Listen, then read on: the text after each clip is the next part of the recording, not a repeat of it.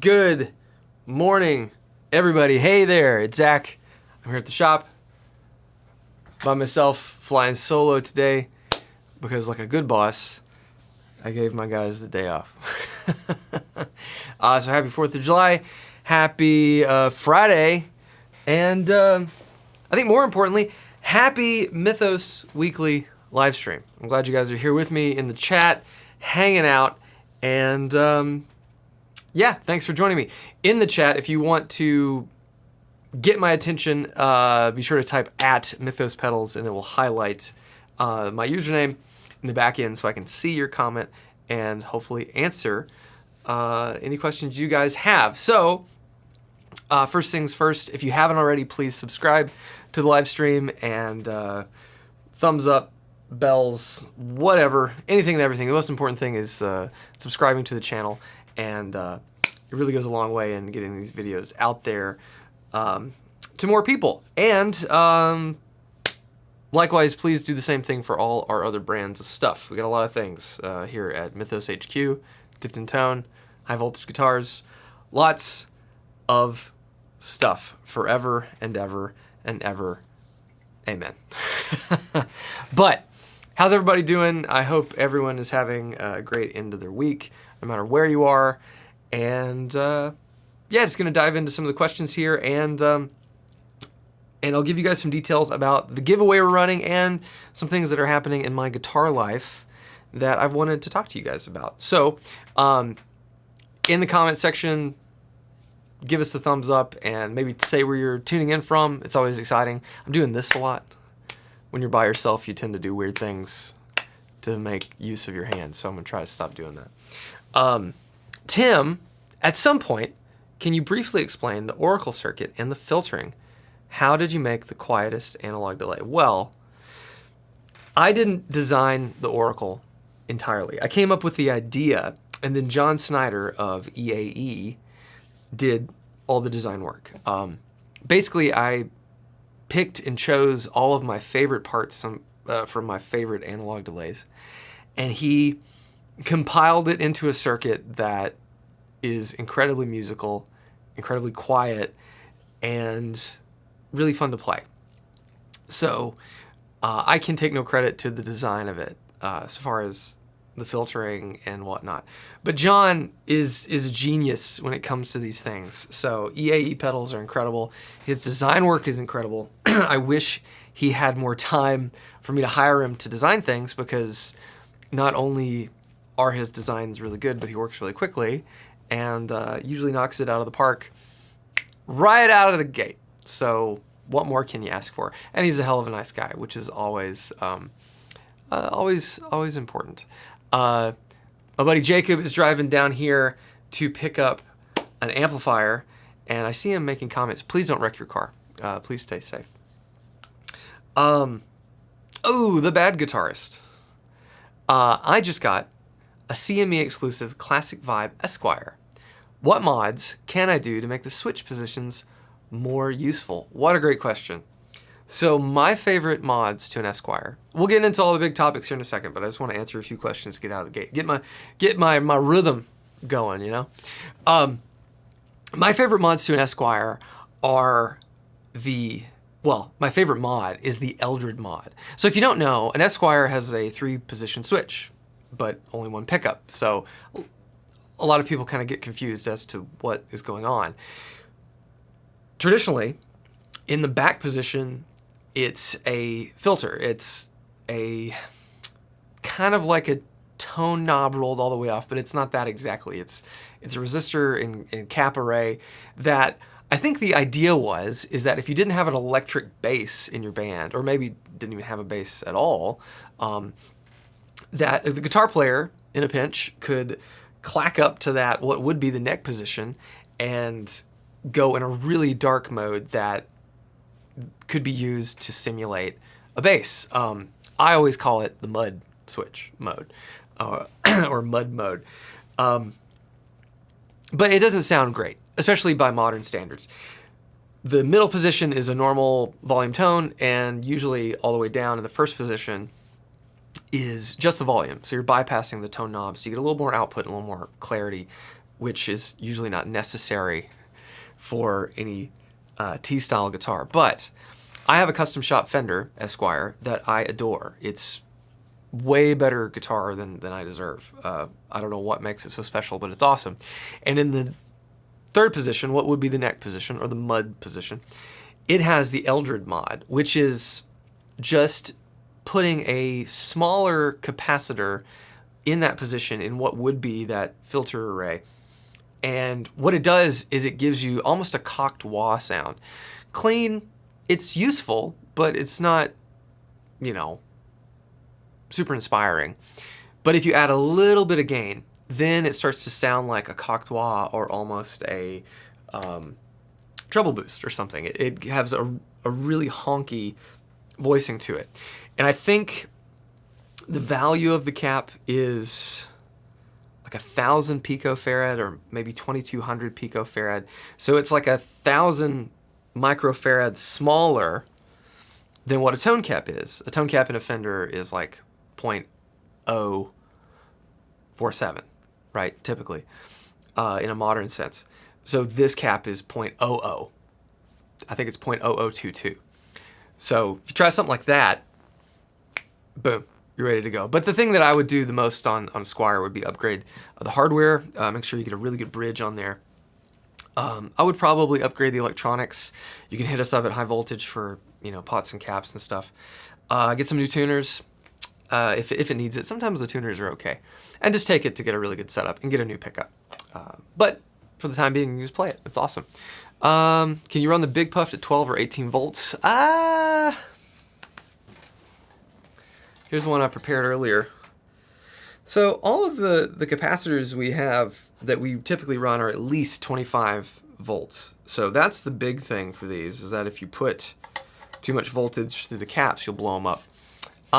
You should, but I don't think you'd have any tonal benefit, and you run the risk of damaging the capacitors.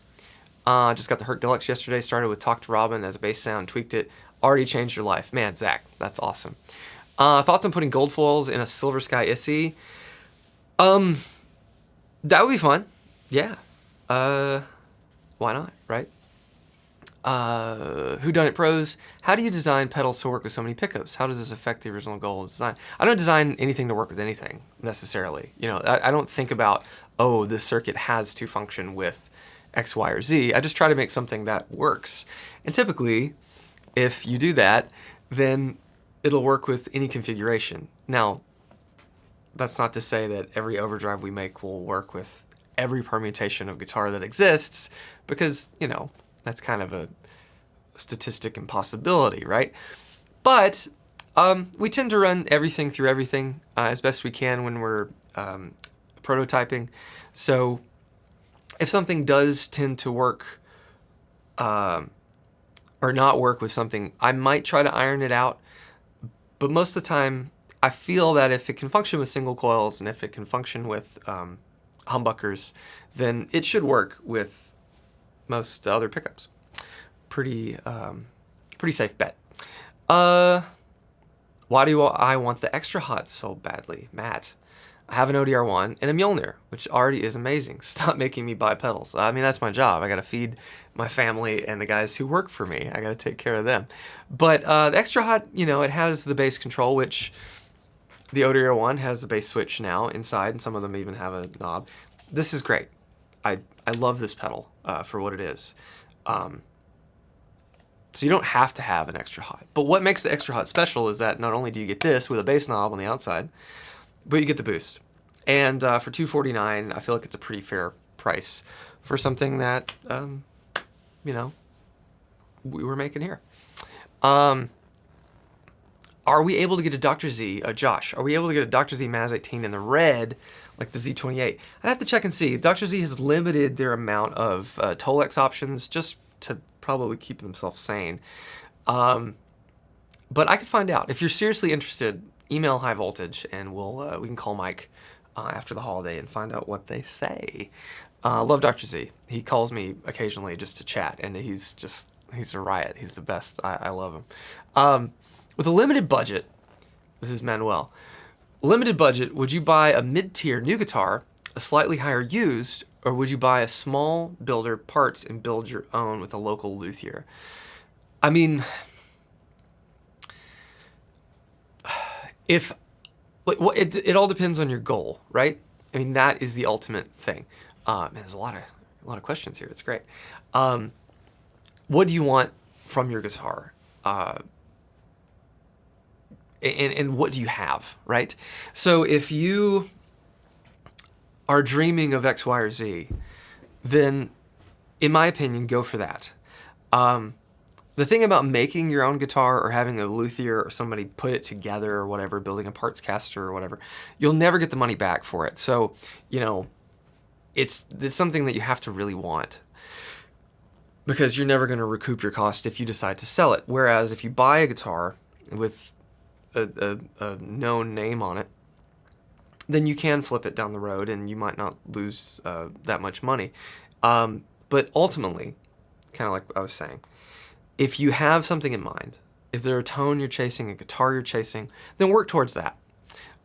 If you have something to play in the meantime, then play that and keep saving, because there is nothing better than getting the thing you truly want. And I think so often we kind of like take steps and try to rush into purchases just to fulfill the need of buying things, when in actuality, you're just delaying the process of getting the thing you truly want. So if you want a high-end guitar, save your money and get one. If you want something that you can upgrade and you know, don't have to spend an arm and a leg on, then do that too. But ultimately, do the thing that you feel in your gut and in your heart is going to fulfill the need that you have to get something else. Because otherwise, you're just going to be chasing your tail until you get the thing you really want. Patience and saving is very hard, especially when it comes to buying gear. Mud mode sounds great with a splatty fuzz. Sure. You also have a tone knob on your guitar, so I don't feel the need to put something so extreme on a switch. But that's just, you know, that's just me. How do I decide on the aesthetics of our pedals? Mitch, any alternative colorways in the future?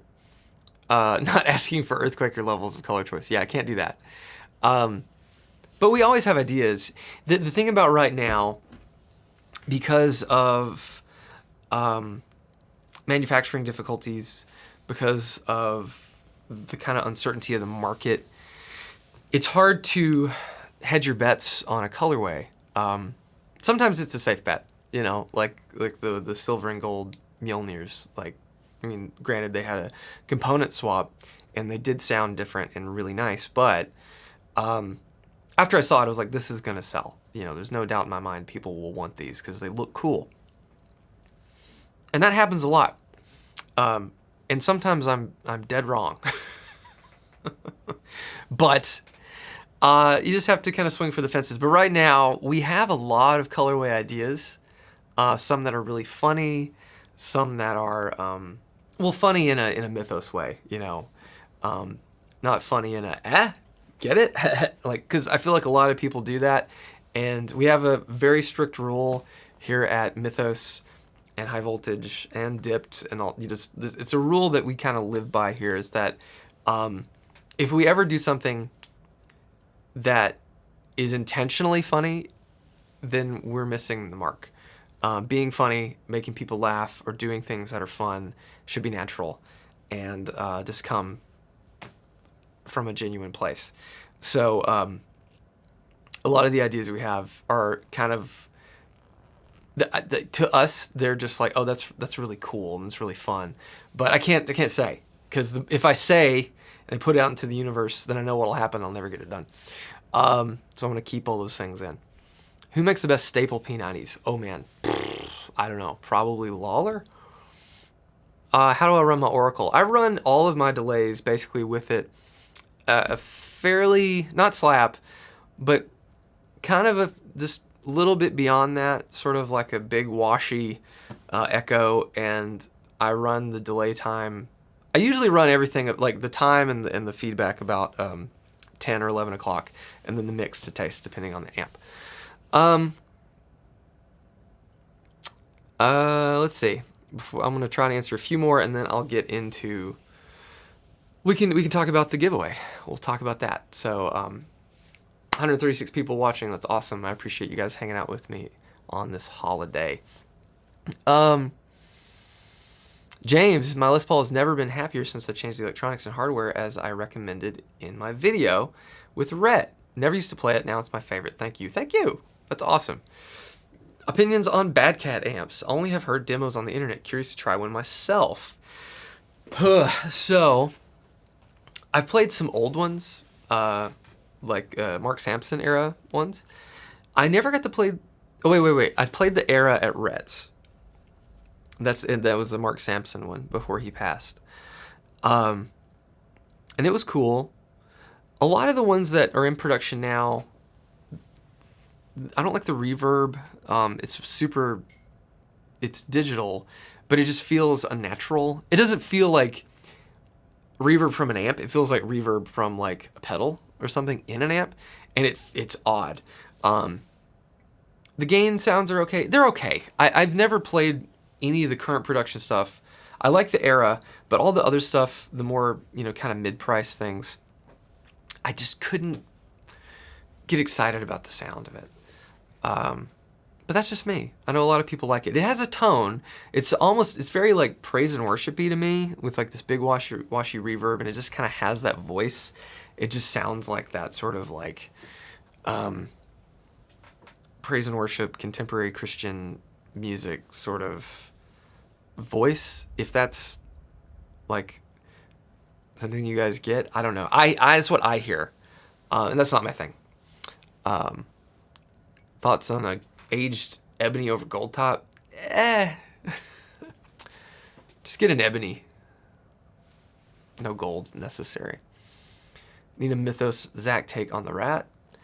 Will we see HVG exclusive pedals colorways? Yeah, we already did that. We did that when we launched. Any hints on the Halloween release this year? Oh man, you missed out on the Big Puff. Don't worry. Took a scotch rite to the neck of your 2020 Les Paul Special Tribute. Love the feel of the raw maple neck, but want to still protect it. Any advice, Monty's? Yeah, he has like a instrument wax or something like that, or instrument food, and you can kind of put that on there and it'll seal it. But if you'd really have to go to town on the Scotch Brite to get through any of the all the paint on there. So maybe. Jackson Surfcasters. Blech. Thoughts on rig building packages? Americana to go, for example, Novo 2-Rock pedals. You mean like selling that as like a not like a starter pack, but like a rig pack? I like the idea of it, but inevitably if you try to do that, someone will be like, yeah, I want that, but I want it in purple or something.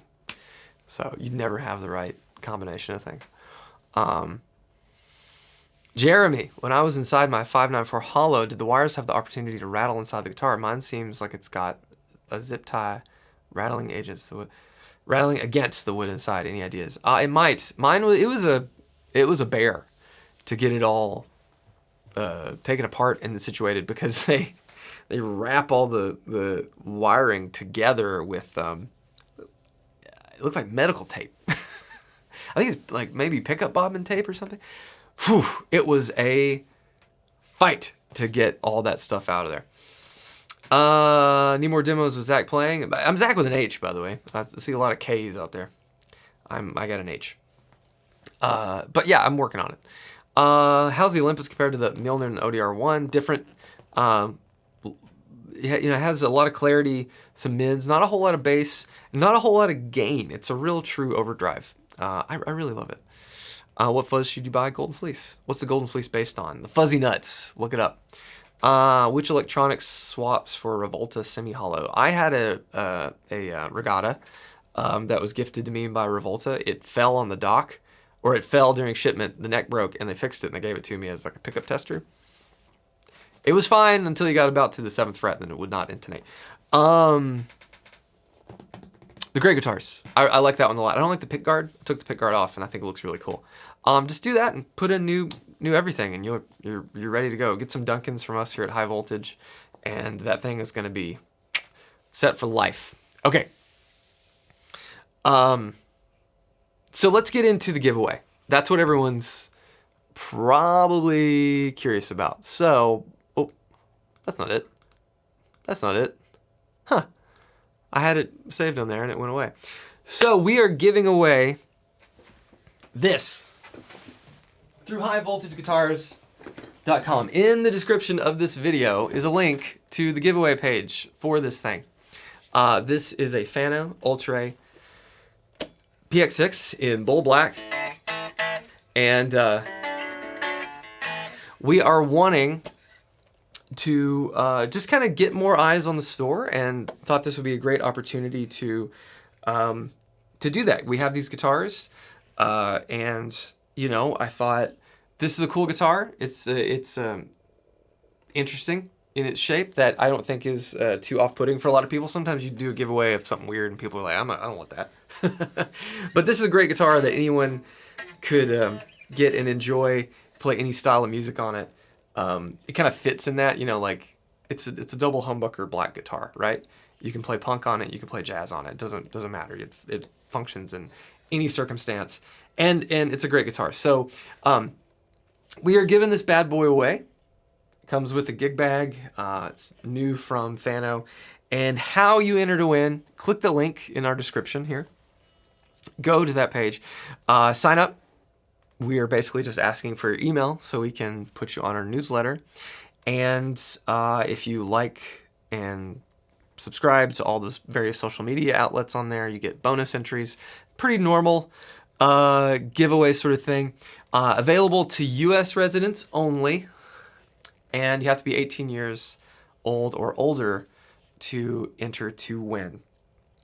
And there's some other giveaway verbiage in there. You can read all the rules over on the page. You don't have to pay to enter to win. Nothing like that. You just sign up and follow those rules that are there, and you can win. And in 1 month, August 1st, we will announce the winner. So we're going to run this contest for a month. So enter, sign up. In the meantime, check out highvoltageguitars.com. You can see all the stuff that we have. And yeah, it's pretty cool. You could win this guitar. Details details about this guitar. What's it weigh? You know what? I've done all this work. I don't know why I would have to guess. So let's just find out exactly. I pulled it from the website in case someone bought it, which would be nice. But also, then we'd have to give something else away, and it would be a big pain. So let's see. What does this guitar weigh, and what are all the details? I'm pretty sure it's 25.5-inch scale. Matthew, if he's watching, would know, and would be annoyed at me for not knowing, probably. The website is crawling. Here we go. And of course, I'm in the back end of Mythos, not High Voltage, because they share Shopify. 2 seconds. I was like, why can't I find PX6? Not looking in the right place. Oh no, it's 24 3/4. Sorry, Matthew. 24 3/4-inch scale, so Gibson scale length. It weighs 7.9 pounds. It's not heavy at all, despite being pretty big. These are Fano humbuckers. Volume tone, 3-way switchcraft switch, has a 10 to 16-inch compound radius. This is the late 50s roundback, so kind of like a chunky, fat neck. Not too insane. But yeah, there you go.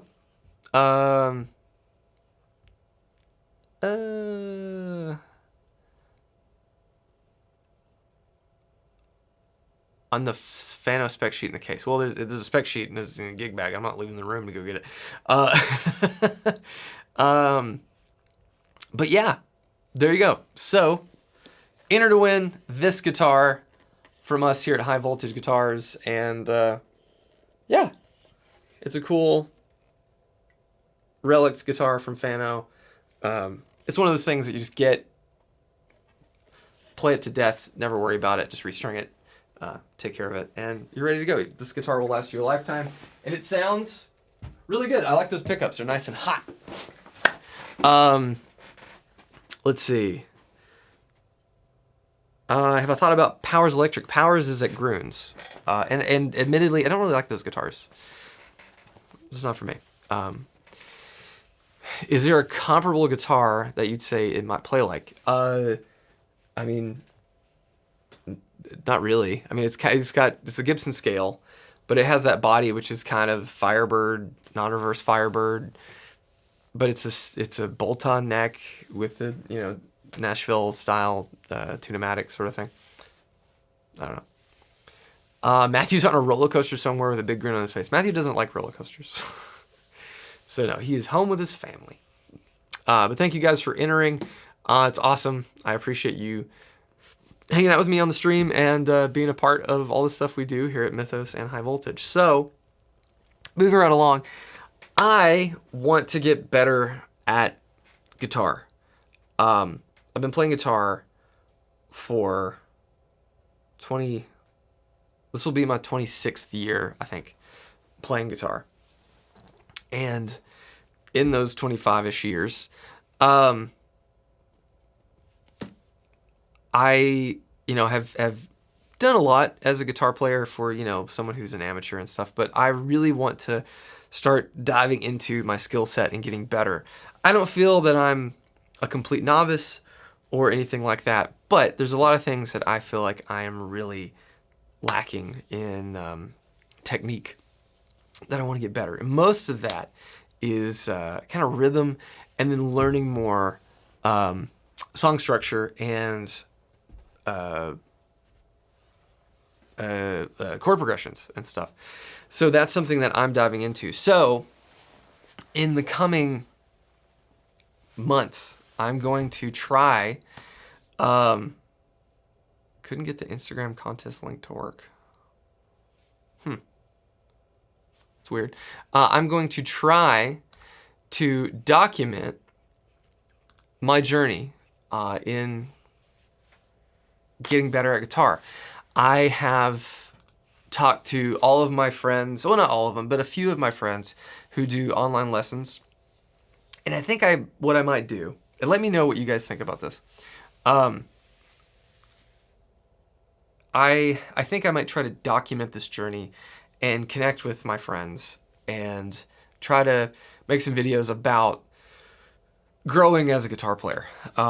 It's something that's really important to me, and I love guitar. I've been trying to play more guitar, but it's hard as an adult who runs 2 businesses, does podcasts, has a child and a spouse that they like, and also tries to not play guitar every moment. I need to take music out of my life sometimes and do other things like watch movies or play games or be creative in other ways. Like I do a lot of graphic design and art and stuff.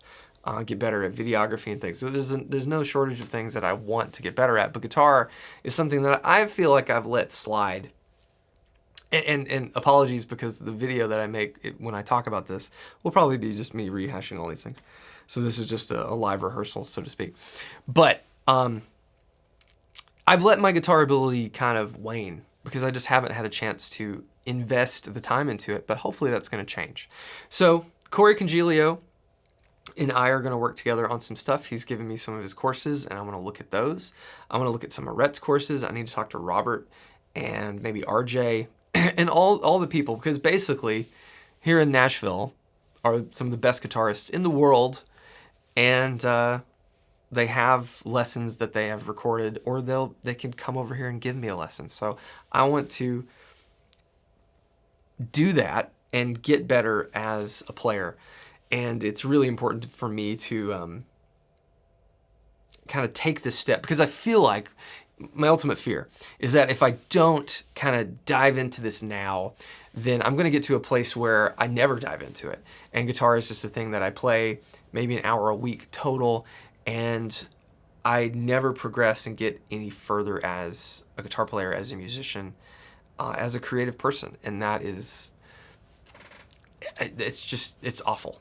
I don't want to ever think that, and I don't want that to ever happen. So,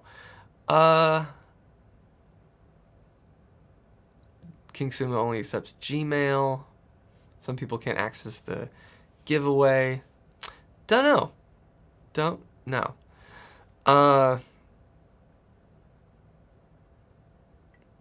Let's see. Corey's lessons made a difference for me. That's awesome. Jose.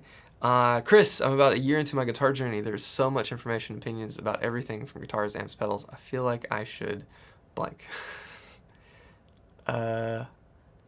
Experience everything for myself, but too much, here he goes, but too much to actually accomplish. Tough to not just jump into a custom shop and to rock.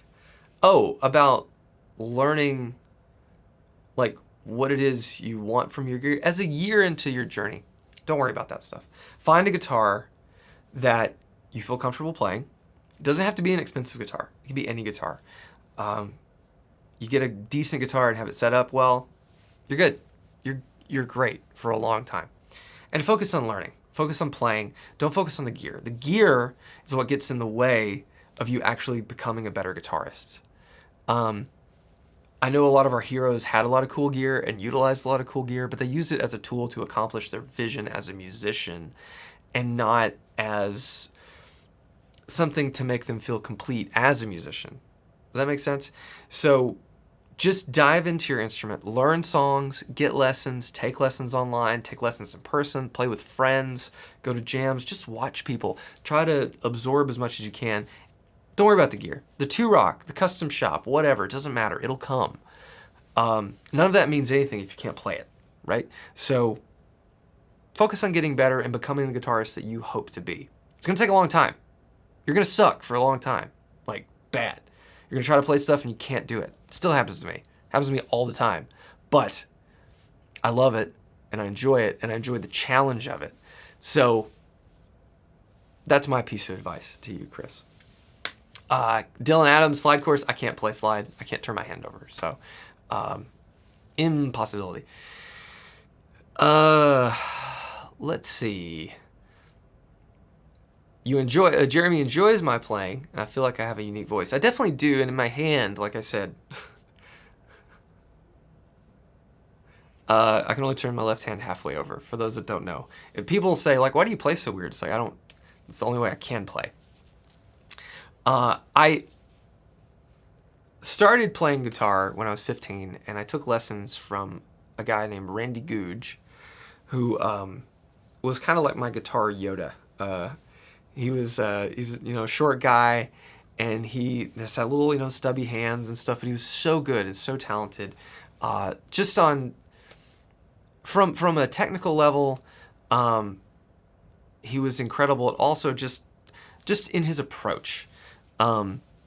I can't play bar chords. I have to use my thumb and like round over the neck, and even then it's difficult. I can never sweep pick. I can't really play big 3-note scales. I can't do a lot of things that I genuinely want to do. But Randy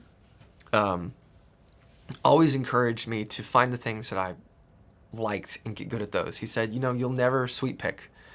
I don't know if you ever want to, but if you can't do that, just get good at something else. Learn how to have a really good vibrato. He always said I had a good ear for pitch, so get a good vibrato. Be good at bends. Do the things that help you make music. And that's kind of what I focused on. And I definitely, I understand the fretboard enough to be dangerous, but I do feel like there is a wall and a limit as to what I can play on the guitar. And those aren't the things that I want in my life. Granted, I think anybody, it doesn't matter if you've been playing, a week or you're Julian Lage, you always feel like there is some sort of barrier between where you want to go. But you just have to give yourself the tools to be able to at least chip through the barrier, right? Tom Bukovac course, yeah, maybe. Do you think a new player can progress to a capable player with online videos, lessons only? I think so. I think that, for me, I took lessons for a very short time, but I was ravenous in my guitar education, right? I read a lot. I learned a lot of songs. Not that I still remember them, but I did learn them back in the day. And granted, I feel kind of lucky in that, maybe. I don't know. I grew up in like the beginning of the internet era. You know, I was in high school, and my first year of high school was 99, right? So, you know, I didn't have YouTube teachers. I had magazines. I had books. I had CDs. I had DVDs, you know, like those sort of things. And I got to where I am like that, like learning tab and stuff. So yeah, I think you can absolutely become a proficient guitar player. But I think the ultimate thing that you can do is not necessarily taking lessons with a person to really solidify your skill set, but to play with other people. You don't have to be in a serious band. You can just play for fun. But that informs a lot about where you need to go and grow and how to actually play and make music and to sit with other musicians. I'm very lucky in that when I was a kid, my best friend learned how to play bass, Ben Clark. And then I met my now brother-in-law when I was 16, I guess. He was a year younger than me. And he was already an amazing drummer. He still is. He doesn't play as much as he used to, Daniel. But just he's got it. Whatever it is, he's got it. And I was really lucky in that, because having not only someone who really was interested in bass and rhythm, and music, because Ben was just a ravenous music listener as well. But to have a drummer friend who really could help you understand beat and time and groove and feel it, even when you're a kid, in my age, you know, when I was a teenager, I was playing punk, ska, stuff like that. It was so huge for me to have that sort of camaraderie to educate me about things beyond what my fairly uneducated music brain knew.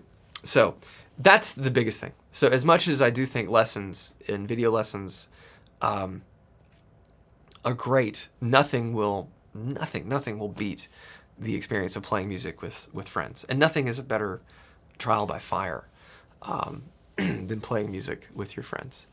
Oh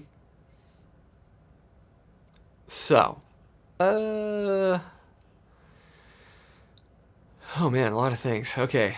There's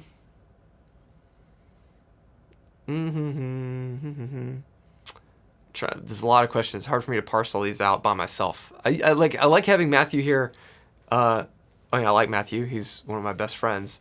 But also, he reads the comments when I'm talking.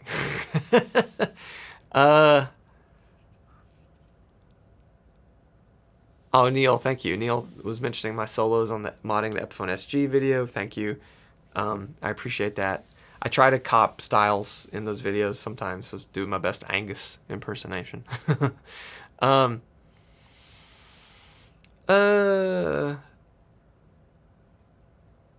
Oh man, Dave. To me, the barrier is an illusion created by temptation to stop playing. Disagree. I don't think that barriers are illusions or a excuse. You just, like, I have a physical barrier, right? And it never stopped me from trying. Despite how much pain my wrist has given me, how much heartache and stress there has been in my life because of not being able to use my left hand, really. I can barely turn a doorknob. But by sheer perseverance of will, I got through that. But I feel the barriers all the time. And it's not because I don't want to keep playing, or I'm trying to make excuses for myself, or I'm trying to, normalize difficulty, or say that, I'm not good enough. It's just, I see them and I feel them. And not even just because my skills aren't there. And it just makes me hungrier to get better. So everyone's experience is different. But yeah, I don't think it's an illusion. To say someone feels that way is invalid, or even viewed incorrectly is totally personal. Let's see. Any experience with the Mesa Fillmore 25 or 50? Jeff had I think the 25. And I played a bunch of them, and I remember, I think before he got that one, I'm not entirely sure. Jeff would remember. I feel like I played the 50, and I was like, that's the one. And he got to 25, and it was good, but I think we all kind of agreed it needed more headroom, because it wasn't even about the volume. It was just like the feel of it. It needed a little bit more room to breathe in the amp itself. But I think it was okay. I wasn't blown away by it, but I thought it was fine. Let's see. Do I have pain when I play? Sometimes, yeah. So basically, for those that are unaware of my hand, my left hand, when I was in 2nd grade, so however old that is, like 8. Yes, yeah, 8-ish, I guess.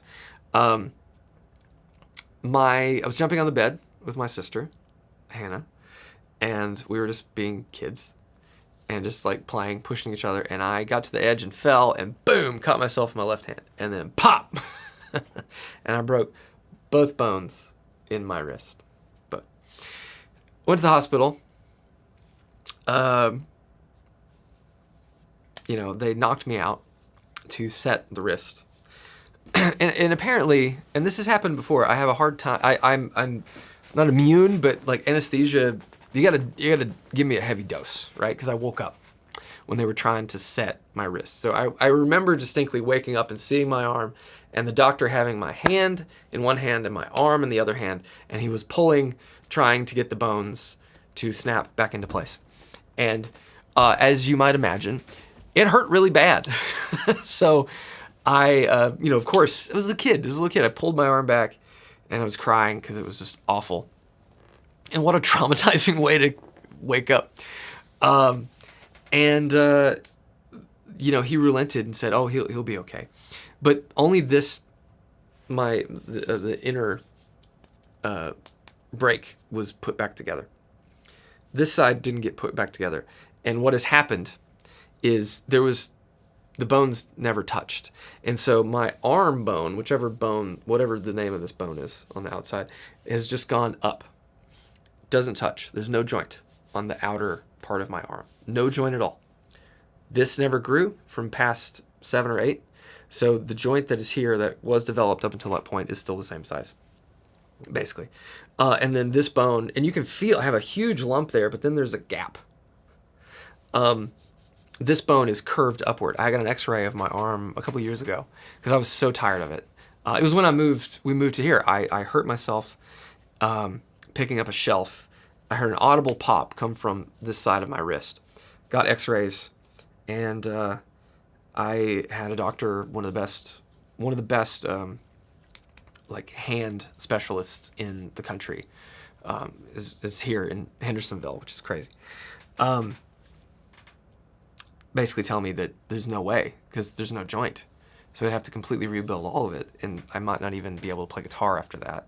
It was pretty heartbreaking, as you might imagine. Basically what has happened, this is all being held together with tendons on the outside here, and a tendon jumped from the top to the bottom like a rubber band snapping, and bruised or something. It was just, didn't feel good. So she said, if it ever happened again, or it happened a lot more, if that continued to happen, the thing they could do is cut a groove into my bone so that the tendon will lie there like a little guide, and then it won't pop out.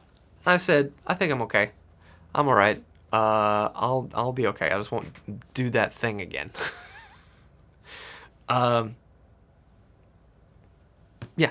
So,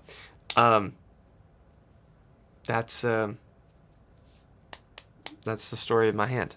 So playing guitar was always difficult. When I was in middle school, I wanted to start playing guitar, and one of the coaches of basketball or something, on like a free period that we had, one or 2 days a week, he did a guitar class, and I wanted to play guitar so bad. So I went, and I feel like he had guitars for kids to play, and I tried to play, right-handed, and he said, "Oh no, you can't do it. You can't fret. You can't fret the notes." And it was hard, but I was like working on it.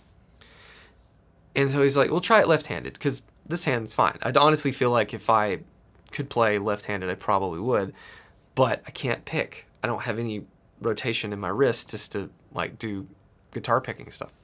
I can't do it. So I couldn't pick. And he's like, "Yeah, you can't play guitar. You won't be able to play guitar." And he basically took the guitar from me, and my little 14-year-old heart was broken. In the back of my mind, though, I was like, I'm going to show him. I want to learn how to play guitar. And I did. But yeah, it's kind of how it all started. Crease. Any experience with the Yamaha Revstar? I have one. Yeah, I have one. It's awesome. Great guitars. I love the 5-way switch. No complaints. I love it. I'm not crazy about the little boost thing. It does work. But they sound great. Stock pickups are great. They feel good. Yeah, I like them. I don't like the more wild colors, but I do think they're great guitars. Okay. Brian, you've got about $2,000 to spend on an amp for mostly home use. Would like a great clean channel, but switchable drive gain channel, or sound and built-in reverb recommendations. I don't know. Reverb and multiple channels for 2K. There's a million options. I mean, I think you get a really good sounding amp, just use a good overdrive pedal and you'll be fine. I think Dr. Z is always a great option. A lot of that stuff is in and about that range, and they sound really good. But there's no shortage of used amps, But for home use, I don't know. Like, I'm still of the school of thought that you just get something that gives you the sound you need. And if it's digital, it's digital. If it's an affordable amp, it's an affordable amp. But just buy the thing that inspires you to play. So ultimately, you just have to go play as many things as possible, which is sometimes easier said than done. Let's see. Okay. Well, anyway, stream's almost over. I appreciate you guys hanging out with me and hearing a little bit about my guitar journey. Yeah, I'm going to dive into Corey's lessons probably next week. And I really want to do Rhett's lesson with Adam Levy. And I need to talk to some of my other friends, but I want to really start learning a lot more about proper rhythm stuff, rhythm creation, and like chord progression creation. Hopefully I'll unlock a little bit more as far as like chord shapes and things and voicings that I can play, because really I can only do small little triad and sometimes a four note chord if I'm moving anywhere beyond open. So yeah, I'm really excited about that, and I'm going to try to figure out how to document it and make it compelling to watch, because that's, why do it if it's not interesting, right? Did Rhett buy that 335? 335 sold. 335 sold. So he's still, we talked about it on Dips. He's still got the bug. And I think that it kind of gave him the push he needed to purge his guitar collection a little bit and his amp collection. Red has some awesome stuff, but he has a lot of stuff. This is his job. You would too. Like, I have so much stuff, and I'm not on camera every day. I don't even play guitar as much as guys like Red does. So, and I'm like drowning in stuff. I can't imagine, if I was in his position, I'd be way worse. I'd probably have this warehouse just for making videos and stuff. It would be offensive. So I hope he gets one. And we talk about it a lot, and I'd love to help him help him find one. But yes, so don't forget, am I going to upload those videos here on another channel? What my guitar journey things here.